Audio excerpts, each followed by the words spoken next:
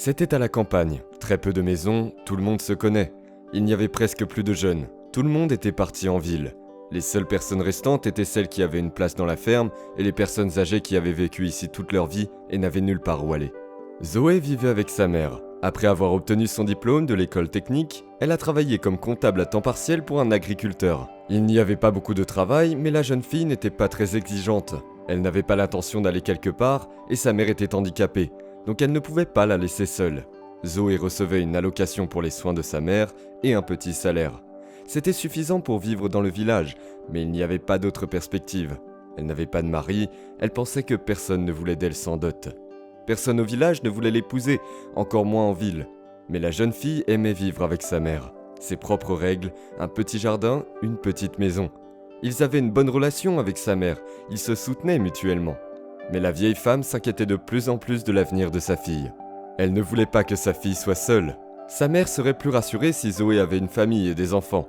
Alors la mère a décidé de faire comprendre à Zoé qu'elle avait besoin d'un mari. « Tu parles comme s'il s'agissait d'une marchandise », dit sa fille en riant. « Dois-je aller à la chasse au mari ?»« Ma fille, tu devrais regarder autour de toi et voir si tu peux trouver quelqu'un dans notre village, » insiste la mère. « Il n'y a personne à chercher, nous n'avons pas d'homme bon ici, je me débrouille bien toute seule. » Mais la mère ne pouvait pas laisser tomber l'idée et elle a décidé de trouver un mari pour sa fille, quoi qu'il lui en coûte.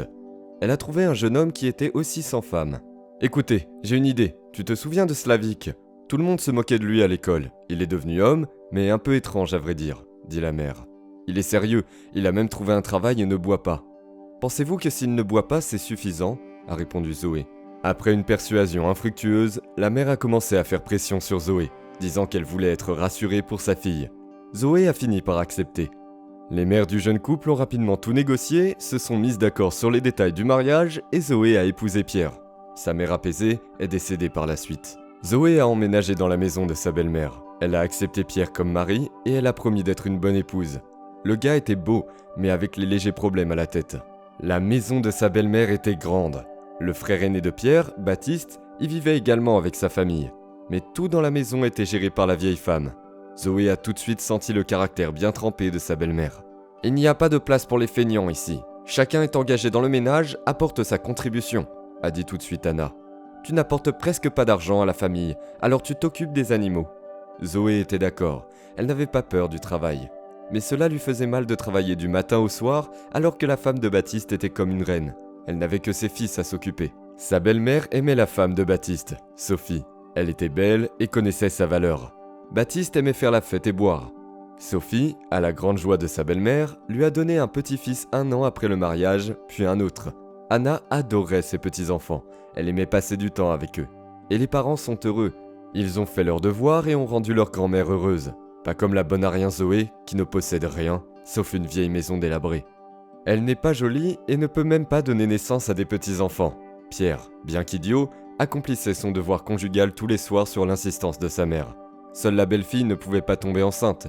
Chaque fois que sa belle-mère regardait ses sous-vêtements, elle comprenait qu'une fois de plus, il ne s'était rien accompli. « L'incapable !» a dit Anna, en jetant le linge dans la machine à laver.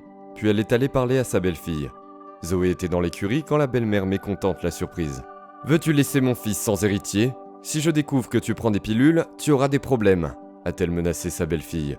Zoé a gardé le silence. Il était inutile de contredire, elle ne la croirait pas de toute façon.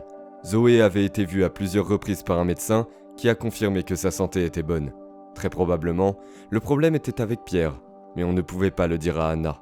Cependant, sa belle-mère a remarqué que le linge de la jeune belle-fille était propre depuis longtemps. Elle est revenue vers Zoé avec un reproche. « C'est quoi ça ? Tu tombes enceinte de Pierre et tu te tais ? J'ai le droit de savoir, sinon qui s'occupera de ta santé ?»« Je ne le sais pas encore moi-même, » dit Zoé la tête baissée. Finalement, la grossesse a été confirmée, et le fils a marché fièrement, réalisant qu'il avait enfin réussi. « Bientôt, j'aurai aussi un garçon », se vante Pierre, en donnant une claque au neveu aîné. La belle-mère s'est calmée à ce sujet, mais n'a pas jugé nécessaire de donner moins de travail à sa belle-fille enceinte. Zoé a continué à s'occuper du ménage, nettoyer la grange, nourrir les animaux, porter des seaux d'eau. Pendant ce temps, son mari était allongé, se sentant comme un roi. Il travaillait pour un fermier comme ouvrier et se reposait ensuite à la maison. Seule Zoé pleurait le soir, car elle savait que ce n'était pas le mérite de son mari. Ce n'était pas grâce à ses efforts que l'enfant avait été conçu. C'est arrivé dans l'écurie. Pierre était encore au travail. Zoé ramassait le foin. Baptiste est rentré ivre, il a vu la femme de son frère penchée et en train de ratisser le foin, et a commencé à faire des blagues sur elle.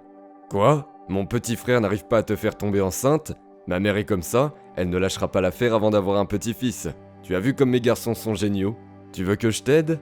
Zoé a refusé, a pris tout cela pour une blague stupide, mais Baptiste était inarrêtable.